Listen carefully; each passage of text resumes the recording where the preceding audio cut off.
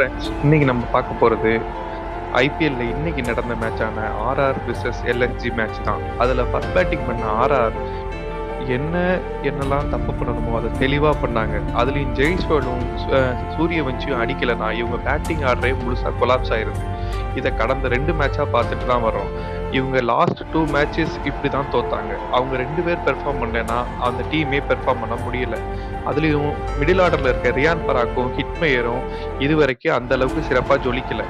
அதுலயும் இன்னைக்கு நம்மளுக்கு மெயினா ரவீந்திர ஜடேஜா 43 ரன் அடிச்சிருக்காரு. அதுலயும் லாஸ்ட் ஓவர்ல மட்டும் ரவீந்திர ஜடேஜா 20 ரன் அடிச்சிருக்காரு.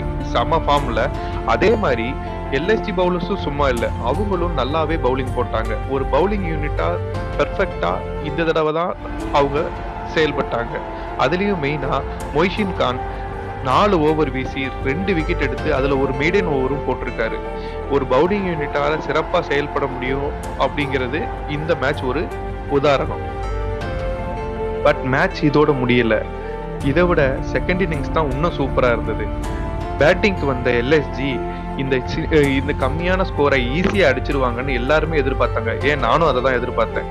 ஆனா எல்எஸ்ஜியோட பேட்டர்ஸ் 3 பேர் பவர் பிளேக்குள்ளேயே அவுட் ஆயிட்டாங்க. மிச்சல் மாஸை தவிர யாருமே அந்த எல்எஸ்ஜில பெர்ஃபார்ம் பண்ணல இந்த மேட்ச். அவரு மட்டும் 55 ரன் அடிச்சாரு. ஆனா அவரும் அவுட் ஆயிட்டாரு. அப்படியே விக்கெட் எல்லாமே சடசடன் சரிஞ்சிருச்சு. நிக்கோலஸ் பூரான் மட்டும் 20+ அடிச்சாரு. ஆனா இதே நிலைமையில இருந்தா எல்எஸ்ஜி அடுத்த லெவலுக்கு போக முடியாது. இந்த செகண்ட் இன்னிங்ஸ்ல கண்டிப்பா நம்ம ஆர்ஆரோட பவுலிங் யூனிட்டை பத்தி பேசியே ஆகும். ஆர்ஆரோட பவுலிங் யூனிட் எல்லாருமே விக்கெட் எடுத்தாங்க.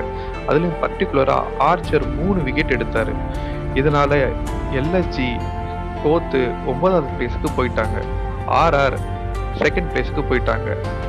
மேட்ச் போக போக சூடு பிடிக்க ஆரம்பிக்குது. ஐபிஎல் இன்னமும் இன்ட்ரெஸ்ட் ஆக போகுது. ஐபிஎல்லோட செகண்ட் ஹாஃப் தான் எப்பயுமே ஐபிஎல் நிர்ணயிக்கும். பார்ப்போம் என்ன நடக்குதுன்னு.